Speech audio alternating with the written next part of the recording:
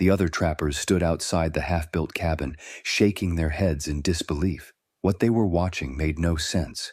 While everyone else in the Montana Territory was building walls the normal way, solid and tight, this fool was deliberately leaving gaps. Not small gaps from poor construction, intentional openings, spaces you could see daylight through. Holes that would let in wind, cold, rain, everything a cabin wall was supposed to keep out. They called it stupid. They called it the worst building mistake they'd ever seen. Some said the man clearly had no idea how to construct a proper cabin. Others suggested he was too lazy to finish the job correctly. A few speculated he'd gone mad from spending too many winters alone in the mountains. Whatever the reason, everyone agreed on one thing. That cabin would be uninhabitable. It would freeze in winter and bake in summer. The man building it was wasting his time, his materials, and proving he didn't belong in Montana Territory. The man they were mocking was named Elias Cooper. He arrived in Montana Territory in 1868 after spending 12 years trapping beaver in the Pacific Northwest. He was 41 years old, weathered, quiet, and he'd seen more mountain winters than most men survived. He'd also seen something most trappers hadn't. He'd spent 2 winters living with a Nez Perce band in the mountains of Idaho, and he'd paid attention to how they built their winter lodges. What he learned there contradicted everything white trappers thought they knew about shelter. Elias filed his trapping claim in a valley 30 miles from Fort Benton in the spring of 1868. Good water, decent timber, and most importantly, protection from the worst winds. The valley ran north to south, with steep ridges on the east and west sides that blocked the prevailing winds but allowed southern sun exposure. It was a near-perfect location for a permanent camp. Most trappers moved seasonally, following the beaver and avoiding the worst weather. Elias was done moving. He was ready to build something that would last, something he could return to year after year, something that would be comfortable in both the killing cold of Montana winter and the surprising heat of Montana summer. The standard trapper cabin in Montana Territory in 1868 followed a predictable pattern: single-thickness log walls, typically 8 to 10 inches in diameter. Logs stacked horizontally with notched corners, gaps between logs chinked with mud, moss, or clay mixed with grass. A single small window, often covered with oiled paper or animal membrane rather than expensive glass. A packed earth floor, maybe covered with split logs if the builder was ambitious. A stone or mud fireplace at one end, a sod or split-shake roof. Total construction time for one man working alone, 3 to 4 weeks. Total performance in extreme weather, barely adequate. Elias had lived in cabins like that. He knew their problems intimately. In winter, they were cold. The single-thickness walls provided minimal insulation. The chinking, no matter how carefully applied, cracked and fell out as logs dried and settled.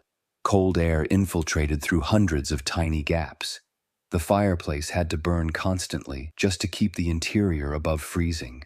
On the coldest nights, water froze in buckets 3 feet from the fire. Frost formed on the inside of the walls. A man could watch his breath condense even with the fire roaring. But summer was almost worse. The thick log walls that failed to keep out winter cold somehow trapped summer heat. The interior became an oven. The small window provided inadequate ventilation. The sod roof, which helped insulate in winter, absorbed summer sun and radiated heat downward all night long. Sleeping inside was impossible. Most trappers spent summer nights sleeping outside on the ground, using their cabins only for storage and cooking. It was miserable, inefficient, and completely accepted as the way things had to be. During his time with the Nez Perce, Elias observed a different approach to shelter. Their winter lodges used a principle that seemed contradictory at first. The walls breathed, not because they were poorly constructed, but because they were designed to allow controlled air movement. The lodges had an outer layer and an inner layer with space between them. In winter, the space was filled with insulating material, dried grass, cattail down, anything that would trap air, but the layers weren't sealed completely shut. Small, strategically placed openings allowed minimal air movement through the wall cavity. This air movement prevented moisture buildup that would rot the insulating material and reduce its effectiveness. In summer, the insulating material was removed from between the layers. The gap became an air channel. Hot air rising in the channel created natural convection that pulled heat away from the interior. The outer layer shaded the inner layer from direct sun. The moving air in the gap prevented heat transfer inward. The same structure that protected from cold in winter actually cooled in summer. It was adaptive architecture, a building that changed with the seasons, that worked with natural forces rather than trying to resist them. The Nez Perce woman who explained this to Elias, a woman named Blue Heron, had been patient with his questions.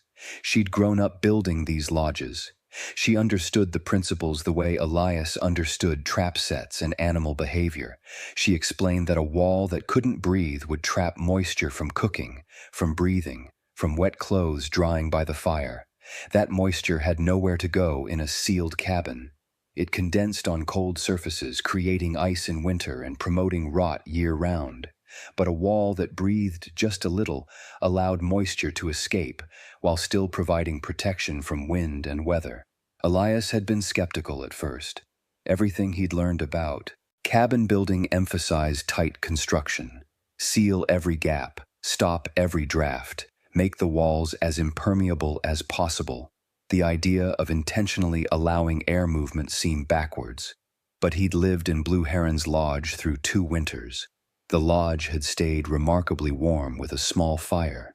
The interior never felt damp or stuffy, despite having a dozen people living in close quarters. And when spring came and the insulation was removed, the same lodge stayed cool even during hot days. The proof was in the living. When Elias decided to build his permanent cabin in Montana, he resolved to apply what he'd learned. But he also knew he'd face skepticism. Trappers were conservative about building methods.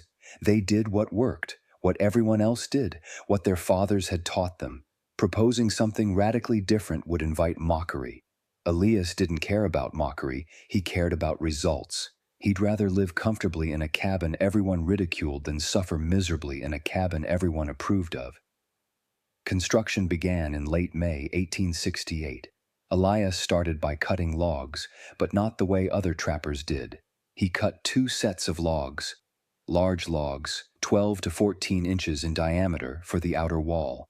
Smaller logs, 6 to 8 inches in diameter for the inner wall. He let them season for a month, stripping the bark and allowing initial drying.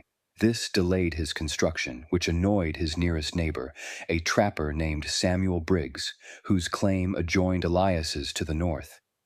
Briggs visited in early June and found Elias still working on logs rather than building. "You planning to actually build a cabin, or just cut trees all summer?" Briggs asked. Elias was debarking a log with his draw knife, steady rhythmic strokes peeling away the rough outer bark. "Building starts next week." "Most men would be done by next week. You know winter comes early here. You'll be working in snow trying to finish." "Better to work in snow than freeze all winter in a poorly built cabin." Briggs shook his head. "A cabin's a cabin. 4 walls, a roof, a fireplace. Don't need to overcomplicate it." Elias didn't argue. He'd learned long ago that some men had to see results before they'd believe anything. Words were wasted. When Elias finally began construction, the unusual nature of his design became immediately apparent. He laid out 2 separate foundation lines. The outer foundation marked where the large logs would sit. The inner foundation, 8 feet inside the outer, marked where the smaller logs would go. He was building 2 complete walls with an 8-foot gap between them. Briggs and 2 other trappers, men named Joseph Crane and William Dutch, came to watch. They stood outside the emerging structure, trying to understand what they were seeing. "Why 2 walls?" Crane asked. "Insulation," Elias replied, setting another log. "You only need 1 wall if you chink it right," Dutch insisted. "1 wall is never enough." "Not here. Every cabin in the territory has 1 wall. They work fine." Elias paused and looked at Dutch directly. "You comfortable in winter in your cabin?" Dutch hesitated. Comfortable enough. You sleep warm. Cook without wearing your coat. Relax in the evening without sitting right at the fire? Dutch's silence was answer enough. This way is better, Elias said, returning to his work. The three men watched for a while longer, then left, convinced Elias was wasting effort on an unnecessary complication. As the walls rose, the design became even more puzzling to observers. Elias wasn't just building two separate walls. He was building them with specific features that made no sense to anyone else. The outer wall had small openings near the base and near the top, not gaps from poor construction. Deliberately built openings, about 2 inches square, evenly spaced around the perimeter. Each opening had a wooden plug fitted to it, held in place by leather hinges so it could swing open or closed. The inner wall also had openings, but positioned differently. These openings were at mid-height, roughly 4 feet off the ground, and they opened into the living space. Like the outer openings, each had a fitted wooden plug on a leather hinge. The space between the walls, that 8-foot gap, was the most controversial feature. Elias built it with vertical wooden posts connecting the inner and outer walls every 4 feet. These posts created sections in the gap, dividing it into separate chambers. Each chamber could be accessed through small doors built into the inner wall, doors that could be opened to add or remove material from the space between the walls. When Briggs saw these features, he finally asked the question everyone was wondering. "What in hell are you building?" Elias explained patiently. The gap between walls would be filled with insulating material in winter. Dried grass, cattail fluff, pine needles, anything dry and fluffy that would trap air. The plugs in the outer wall would be closed in winter, sealed with clay, preventing wind from blowing through the wall cavity. The plugs in the inner wall would also be closed, keeping the cabin's warm air from escaping into the wall cavity. In summer, the process reversed. The insulating material would be removed through the access doors and stored. The plugs in the outer wall, both top and bottom, would be opened. The plugs in the inner wall would also be opened. Air would flow through the wall cavity, entering at the bottom, rising as it warmed, exiting at the top. This convective flow would pull heat away from the inner wall, keeping the interior cool. The outer wall would shade the inner wall from direct sun. The moving air would prevent heat buildup. Briggs listened to this explanation with increasing disbelief.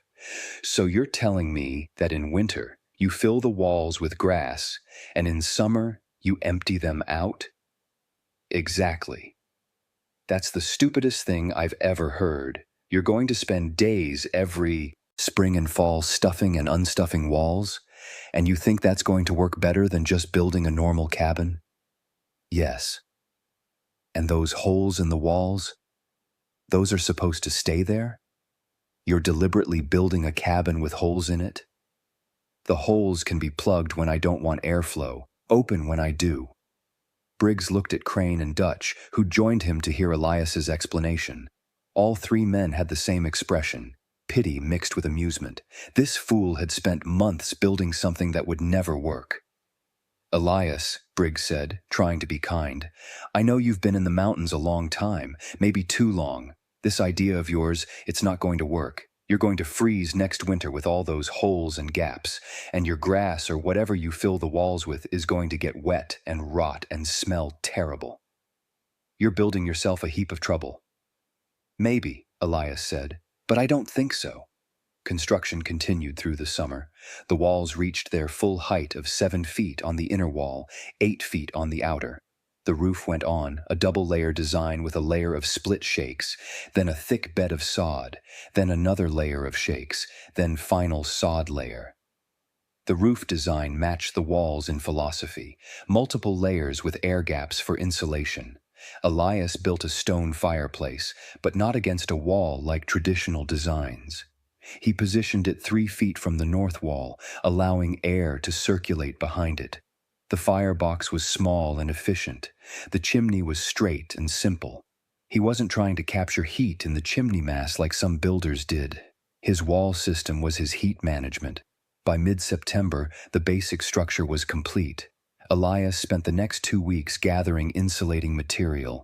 He cut prairie grass and dried it in the sun. He collected cattail fluff from the wetlands near the creek. He gathered fine pine needles from the forest. He wanted variety in his insulation, different materials with different properties to see what worked best. When he began filling the wall cavities, his neighbors came to watch the final act of foolishness. Elias opened the access doors in the inner wall and began stuffing the cavities full of dried grass. He packed it carefully, not too tight, which would compress the material and reduce its insulating value, but tight enough to prevent it from settling and creating gaps. Each cavity took about 2 hours to fill properly. There were 12 cavities around the cabin's perimeter. 24 hours of work to fill all of them. 24 hours of work, Dutch observed, that you'll have to undo in spring and then redo next fall, every year, for as long as you live here. Rather spend 24 hours twice a year than spend every day all winter being cold, Elias replied. When all the cavities were filled, Elias sealed the plugs in both walls with clay. The outer wall plugs were completely sealed, making the outer wall essentially solid. The inner wall plugs were sealed, but could be easily opened if needed. The cabin was ready for winter. The first test came in early October 1868. A cold snap hit the valley, dropping temperatures to 10 below zero for 3 nights. This wasn't unusual for Montana. Early cold snaps were common. What was unusual was how Elias's cabin responded compared to traditional cabins. Samuel Briggs later described his own experience of those 3 nights. His cabin, built in the traditional style with single-thickness walls, became desperately cold. He burned wood constantly, keeping a large fire going day and night. The area immediately around the fireplace was warm, almost hot, but 5 feet away from the fire, the cold dominated. The north wall, opposite the fireplace, developed frost on the interior. His water bucket froze. He slept fully dressed under every blanket he owned and still shivered through the nights. Elias, in his cabin with the stupid walls, had a different experience. He built a moderate fire in the evening, keeping it going for about 3 hours. The cabin warmed steadily. The heat didn't just radiate from the fireplace. It seemed to fill the space evenly. There were no cold corners, no drafts. The walls themselves seemed to hold warmth. When Elias let the fire die down to coals around 9 o'clock and went to bed, the cabin stayed warm. Not room temperature warm, but comfortable. Warm enough to sleep without heavy blankets piled on. Warm enough that he didn't wake from cold during the night. When he woke at dawn, the cabin had cooled, certainly, but not dramatically. The walls, with their 8 feet of trapped, insulated air, had prevented heat from escaping rapidly. The insulation worked both ways. It kept outside cold from penetrating inward, and it kept inside warmth from escaping outward. The result was thermal stability, slow temperature changes rather than wild swings. Elias built his morning fire, and within 20 minutes, the cabin was comfortable again. He'd burned perhaps 1/3 the wood Briggs had used, and he'd been more comfortable doing it. Word of the early cold snap reached the small community of trappers in the valley. When they gathered at the trading post in Fort Benton in mid-October, the conversation turned to winter preparation. Briggs mentioned that Elias's strange cabin had apparently survived the cold. Survived? Crane asked. Any cabin survives 10 below. Question is how comfortable it was. He seemed fine, Briggs admitted. Came by my place the morning after the 3rd night. I was exhausted from feeding the fire all night. He looked rested, said he'd slept straight through. Probably lying to save face, Dutch suggested. Nobody sleeps warm in 10 below without burning wood all night. I don't think he was lying, Briggs said slowly. I think his stupid walls might actually work. The real test came in January 1869. Montana Territory experienced one of its coldest winters on record that year. Temperatures dropped to 40 below and stayed there for weeks.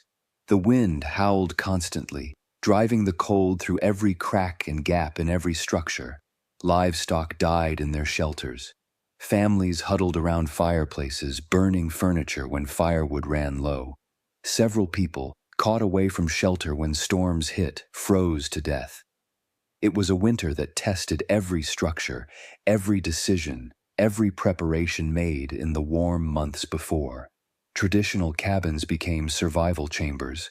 Trappers burned wood at unsustainable rates, cutting into supplies meant to last all winter. Some cabins developed ice on the interior walls that didn't melt for weeks. The cold was so intense that even standing directly in front of a roaring fire, a man's back would be cold. People wore all their clothes all the time. Sleep was difficult, interrupted by cold and by the need to tend fires. It was miserable, dangerous, and unavoidable for those in standard cabins. Elias's cabin performed remarkably. The double wall system with 8 feet of insulated airspace created a thermal buffer that the extreme cold couldn't penetrate. He burned wood for 4 to 5 hours each evening, building up heat in the cabin. The insulated walls held that heat through the night. Temperatures inside dropped slowly, very slowly. When he woke at dawn, the cabin was cool, but not dangerously cold. A quick fire brought it back to comfort within 30 minutes. If you're learning valuable survival knowledge that could make the difference between comfort and suffering in extreme conditions, this is the perfect time to subscribe to the channel. We're uncovering the forgotten techniques that kept our ancestors alive in situations that would defeat modern technology. Hit that subscribe button and join a community that values practical wisdom and historical knowledge. Now let's continue with Elias's story and see how his innovation changed building practices across Montana territory. By February, other trappers in the valley were running dangerously low on firewood. The relentless cold had forced them to burn far more than they'd stockpiled. Some were cutting green wood, which burned poorly and filled cabins with smoke. Others were burning anything combustible, fence posts, spare lumber, even parts of outbuildings. The situation was desperate. Several families made the dangerous journey to Fort Benton, seeking shelter in town rather than risk freezing in their inadequate cabins. Elias, quietly and without fanfare, was using his firewood at a sustainable rate. He'd cut and stacked enough wood for a normal winter. His efficient cabin meant that estimate was actually accurate. He wasn't running short. He wasn't burning green wood. He wasn't desperate. He was comfortable. This fact didn't go unnoticed. Briggs visited in mid-February, ostensibly to check on his neighbor, actually to see if the rumors were true. Was Elias really doing fine while everyone else struggled? What Briggs found shocked him. He arrived at mid-morning on a day when the temperature was 35 below zero.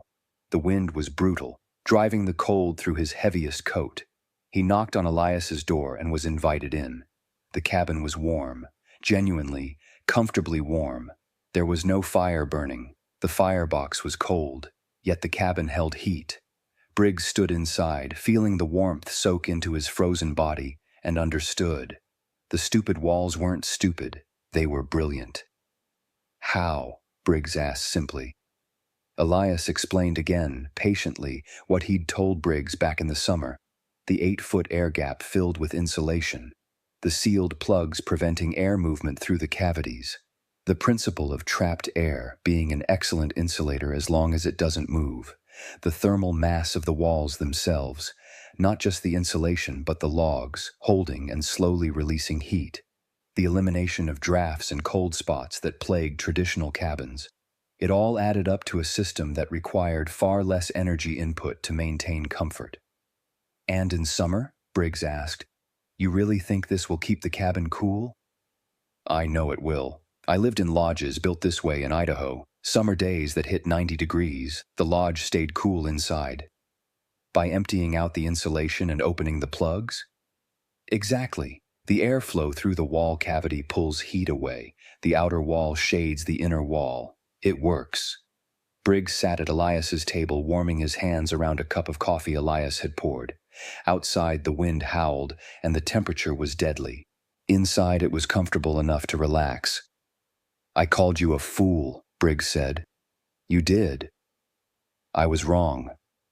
You weren't the only one. Briggs left that day and immediately began spreading the word. Elias's cabin worked. His stupid wall trick actually kept the cabin warm while using half the firewood. The other trappers needed to know. But more importantly, Briggs was already planning. Next summer, he was going to rebuild his own cabin.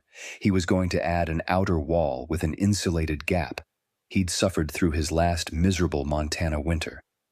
Spring came late in 1869, but it came eventually. As temperatures warmed and the snow finally melted, Elias prepared for the seasonal transition. In early May, when the nighttime temperatures stayed above freezing consistently, he began the process of removing the winter insulation from his wall cavities. He opened the access doors in the inner wall and began pulling out the dried grass and cattail fluff he'd packed in the previous fall. The material came out dry and in good condition. The sealed plugs had prevented moisture from entering the cavities. The ventilation through the walls, minimal though it was, had prevented condensation buildup. There was no rot, no mold, no smell.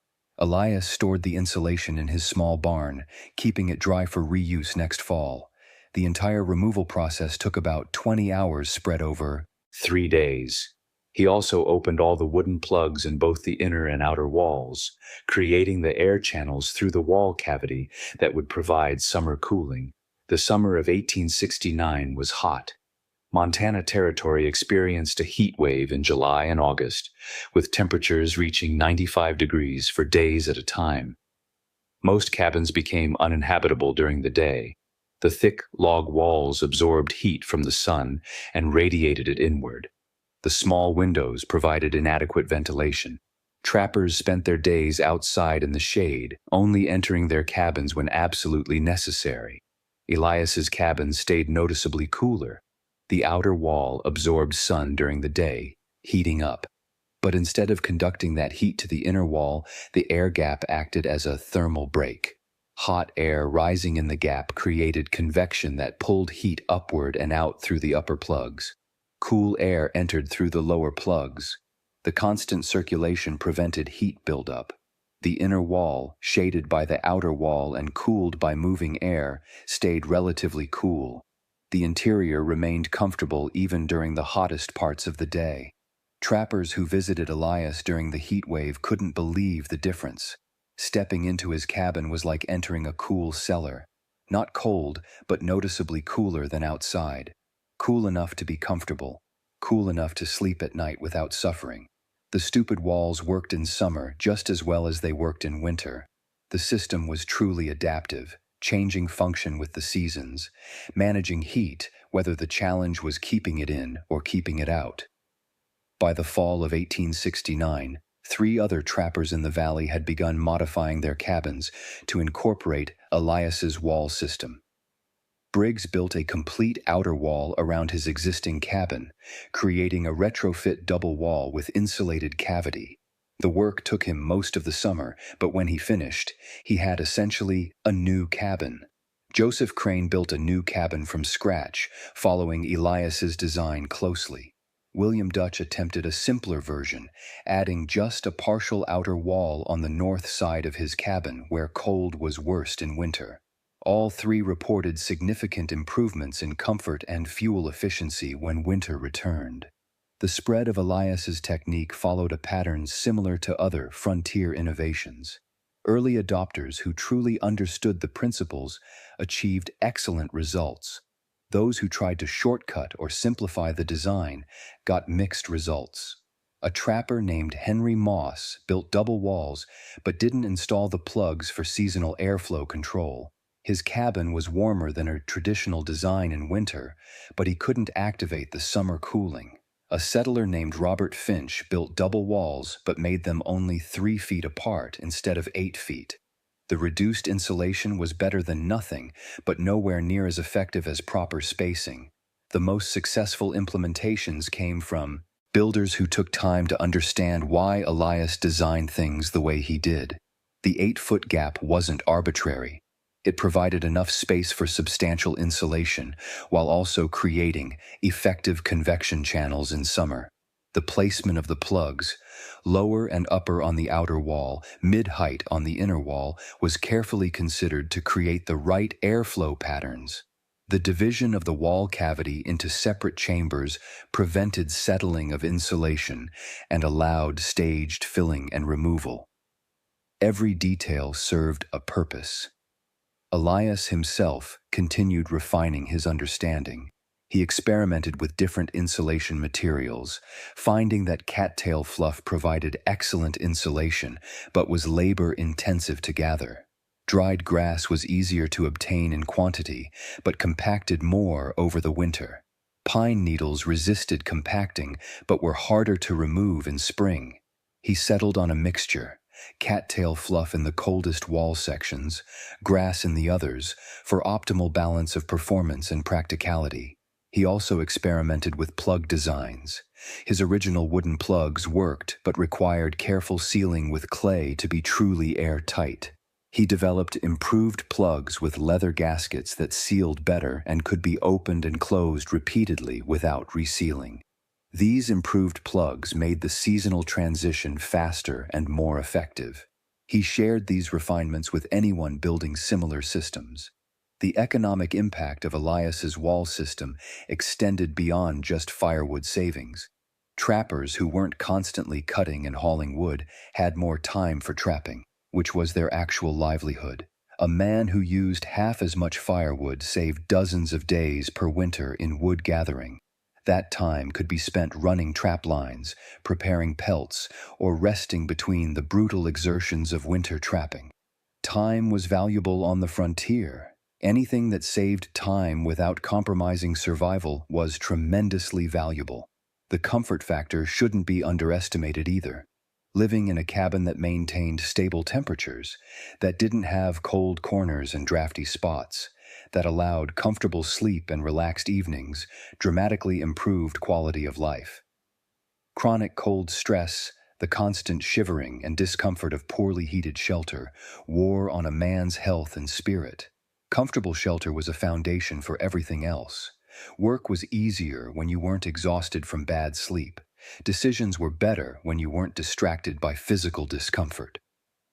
Survival was more likely when you weren't weakened by constant exposure to cold. By 1871, an estimated 20 to 30 cabins in the Fort Benton area featured some version of Elias's double wall system. Some were excellent implementations that achieved near parity with Elias's original.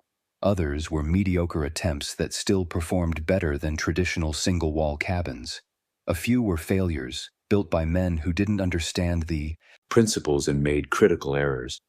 But overall, the innovation was spreading and improving living conditions across the territory. Elias himself became a reluctant expert, consulted by builders planning new cabins or modifications. He was patient with questions, though he had little patience for shortcuts. Men who wanted the benefits without the work frustrated him. The system required effort, both in initial construction and in seasonal maintenance. The twice-yearly process of filling and emptying the wall cavities took time, but Elias viewed it as an investment that paid continuous dividends. 20 hours of work twice a year in exchange for comfort and efficiency all year long was a trade any rational person should accept. The seasonal maintenance ritual, filling walls in fall and emptying them in spring, became part of the rhythm of life for those with adaptive cabins. It was scheduled work, predictable and manageable. Some families made it a community event, neighbors helping neighbors with the filling and emptying, turning work into social time. The work itself was straightforward. Stuff dry material into cavities, or pull it out and store it. It didn't require special skills or tools, it just required time and a willingness to do it. As the 1870s progressed, Montana Territory saw increasing settlement. The trapping economy was declining, but mining, ranching, and farming were bringing new people. These new settlers, many with no frontier building experience, were eager for proven designs. Elias's cabin, and others like it, became models. Builders offered double wall construction as a premium service. Cabins with adaptive walls commanded higher prices and rents. The stupid wall trick had become desirable building technology. Elias himself stayed in his original cabin for 16 years. He trapped until the beaver population collapsed, then transitioned to guiding and outfitting. His cabin became known regionally as the Warm Cabin, a landmark in the valley. Trappers and travelers knew they could find shelter there. Elias was generous with hospitality, taking in people caught by storms or cold, sharing the comfort his innovative design provided. He probably saved lives by providing refuge when conditions turned deadly. In 1884, Elias sold his claim to a young family arriving from Ohio. The husband, a man named Thomas Wright, was planning to ranch rather than trap. When he saw the cabin with its strange double walls and plugs, he asked what they were for. Elias explained. Wright, who'd suffered through an Ohio winter in a poorly heated house, immediately understood the value. He bought the claim partly because of the cabin. He knew he was getting shelter that would actually work. Elias moved further into the mountains, building one last cabin in a more remote location. This final cabin incorporated everything he'd learned over 16 years of living with his adaptive wall system. The walls were 10 feet apart, instead of 8. The insulation chambers were larger. The plug system was refined. The seasonal transition was streamlined. It was the perfected version of an idea he'd first implemented in 1868. He lived in that cabin until his death in 1896 at the age of 69. Now is an excellent time to subscribe if you haven't already. These forgotten building techniques and survival strategies are more than just historical curiosities. They represent accumulated wisdom about living comfortably in harsh conditions using simple, available materials. Subscribe to the channel and make sure you don't miss future stories about the ingenious solutions our ancestors developed. Let's continue with the legacy of Elias's innovation and what it teaches us today. The Wright family lived in Elias's original cabin for 23 years. They raised 3 children there. Every fall, they filled the walls with insulation. Every spring, they emptied them. The routine became automatic, as natural as planting and harvesting. The children grew up never knowing the misery of a poorly heated cabin. When those children built their own homes as adults, 2 of them incorporated double wall systems. The knowledge passed generationally. The cabin itself stood until 1934. By then, it was over 65 years old. The logs were still sound. The wall system still functioned. The structure was abandoned only because the family moved to town as the ranch economy changed. When the cabin was finally dismantled for salvage lumber, the builders who took it apart were amazed at the construction. The double walls, the access doors, the plug systems, all were still functional after over 6 decades. The principles Elias applied, thermal mass, air gap insulation, controlled ventilation, seasonal adaptation, were rediscovered by modern building science in the mid-20th century. Engineers and architects developed terms like thermal envelope, vapor barrier, ventilation management, and passive cooling. They used instruments and calculations to optimize designs. But the fundamental principles were the same ones Elias had understood intuitively in 1868. Controlled airspaces provide insulation. Mass stores and releases heat. Ventilation removes excess heat or moisture. Buildings can adapt to seasons if designed properly. Modern super-insulated houses and passive houses use sophisticated versions of Elias's basic concepts. Multiple wall layers with controlled air spaces. Seasonal ventilation strategies. Thermal mass for heat storage. The specific materials and construction techniques are modern, but the underlying physics haven't changed. Heat moves by conduction, convection, and radiation. Control those movements and you control interior climate. Elias understood this without formal education, learning from indigenous building traditions and personal observation. The revival of interest in traditional building methods in the late 20th century led some researchers to study frontier cabins. They found occasional examples of double wall construction and documented them. Elias's cabin was mentioned in a survey of Montana historic structures conducted in the 1980s. The survey noted the unusual wall system but didn't fully understand its purpose. The researchers assumed it was just extra insulation, missing the seasonal adaptability aspect. The full story was nearly lost. Preservation came from an unexpected source. In 1992, a descendant of Thomas Wright, doing genealogical research, found letters written by Wright in the 1880s. Several letters described the cabin he'd bought from an old trapper named Cooper and explained the breathing wall system that kept the house warm in winter and cool in summer. The letters included detailed descriptions of how the system worked and Wright's amazement at its effectiveness. These letters, donated to the Montana Historical Society, provided documentation that researchers had lacked. Subsequent investigation found additional mentions of Elias Cooper and his cabin in other historical sources. Trading Post records mentioned Cooper's warm cabin as a landmark. Trapper journals referenced staying at Cooper's place during storms. County records showed his original land claim. Piecing together these fragments created a more complete picture of the innovation and its spread. Academic papers in building science and frontier history began including Elias's cabin as an example of indigenous knowledge transfer and adaptive frontier technology. Modern builders interested in sustainable construction have studied Elias's design. Some have built modern versions using contemporary materials but the same principles. Instead of log walls 8 feet apart, they use framed walls with modern insulation. Instead of removable dried grass, they use removable panel insulation or active air systems. But the concept remains, a building envelope that adapts to seasonal needs, insulating in winter and ventilating in summer. The performance of these modern adaptive buildings validates Elias's understanding. The principle works with any materials if applied correctly. The broader lesson from Elias's story extends beyond specific building techniques. It's about learning from diverse sources of knowledge. Elias didn't invent double wall construction. The Nez Perce had used similar principles for generations.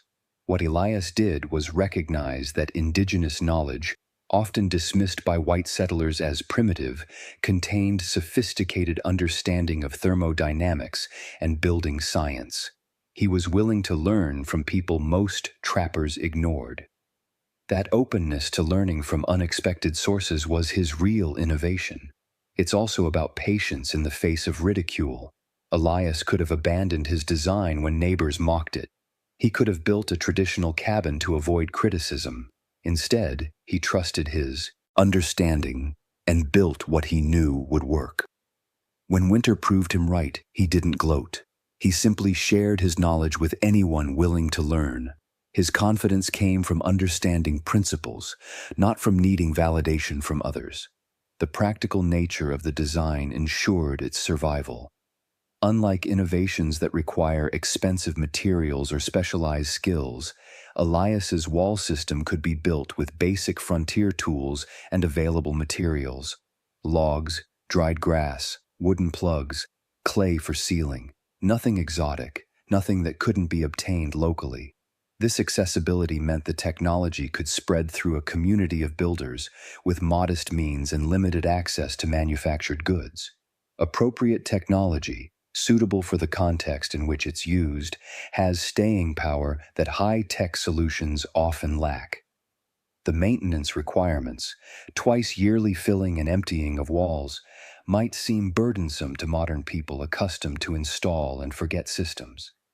But frontier life was full of seasonal maintenance tasks. Spring and fall were times of preparation for the season ahead.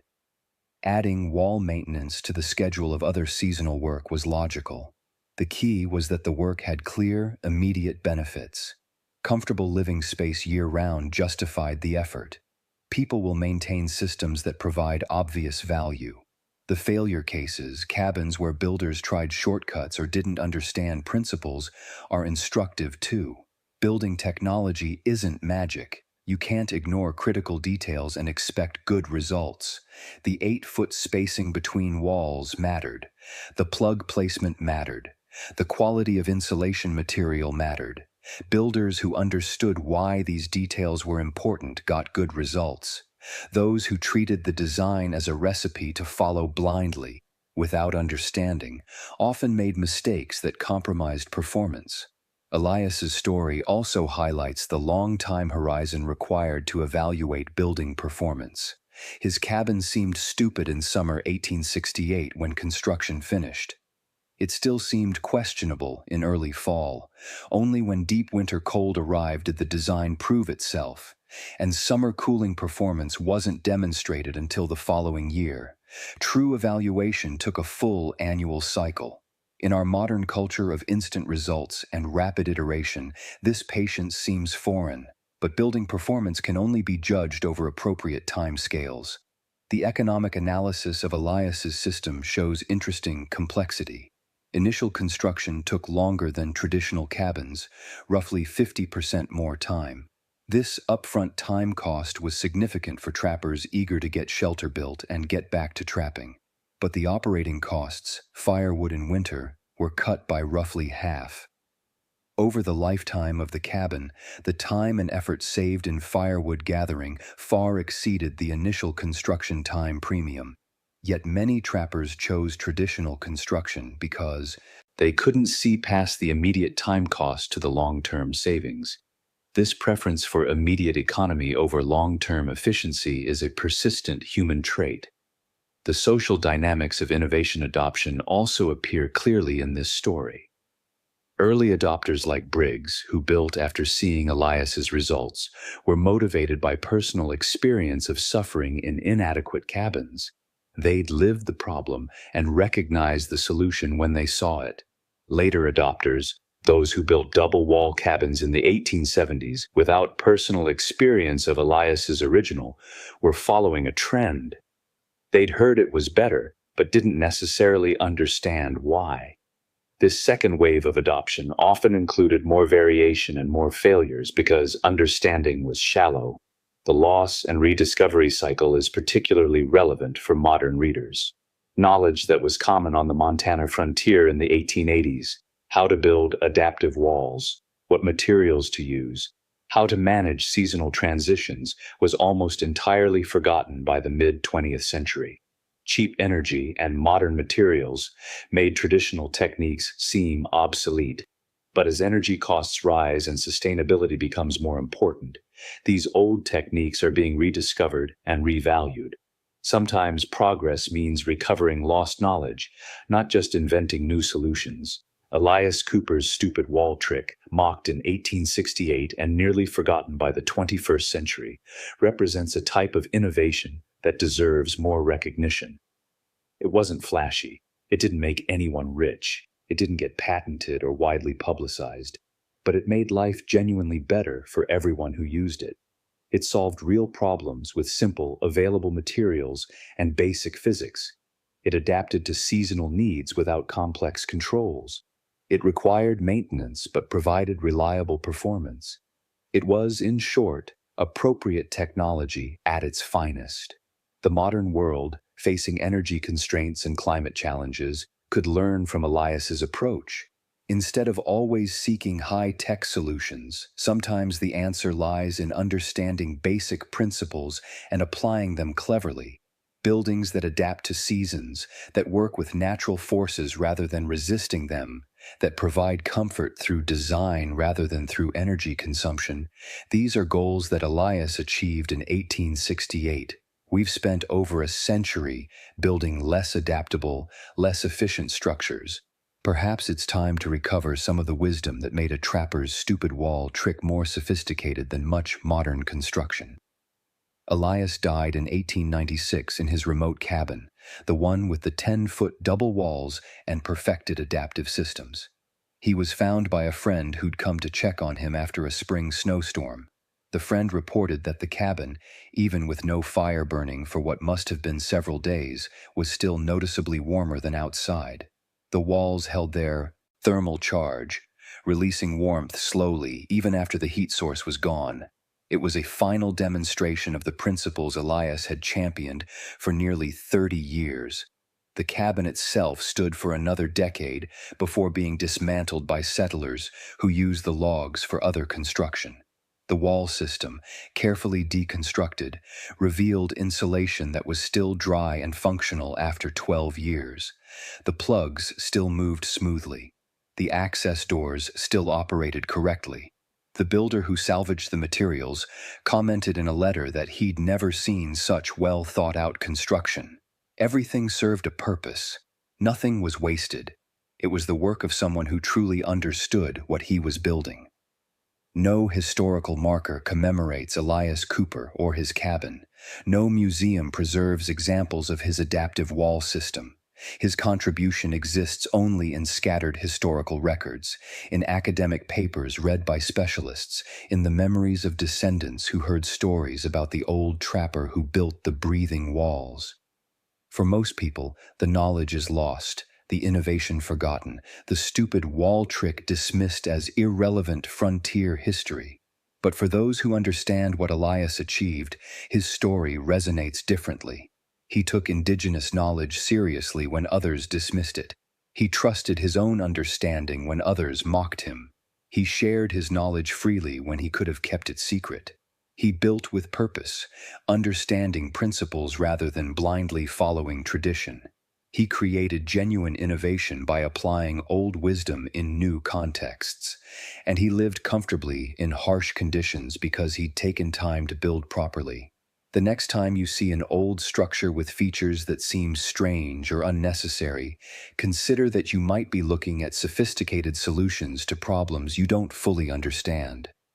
The next time someone proposes an unconventional approach to a common problem, consider that they might understand something others miss. And the next time you're tempted to mock what seems stupid, remember that apparent foolishness sometimes masks brilliance that only reveals itself when conditions turn harsh and only the prepared survive comfortably. Elias Cooper's walls breathed when others were sealed. They adapted when others were static. They worked efficiently when others wasted resources. They provided comfort when others offered mere survival. All because one trapper was willing to learn from indigenous knowledge, trust his understanding despite mockery, and build something that seemed stupid to everyone except those who actually lived in it. That's not just a story about walls, it's a story about how real innovation happens slowly, practically, often invisibly, by people who understand principles and ignore critics. The stupid wall trick wasn't stupid at all. It was brilliant, effective, sustainable, and adaptable. It made cabins freeze-proof and heat-proof using nothing but careful design and basic materials. It saved time, saved fuel, saved lives, and improved quality of life for everyone wise enough to learn. From the man everyone initially called a fool, Elias Cooper built double walls with air gaps and seasonal insulation in 1868. Over a century and a half later, we're still learning why his design was so far ahead of the standard construction of his time. Maybe we should have listened sooner.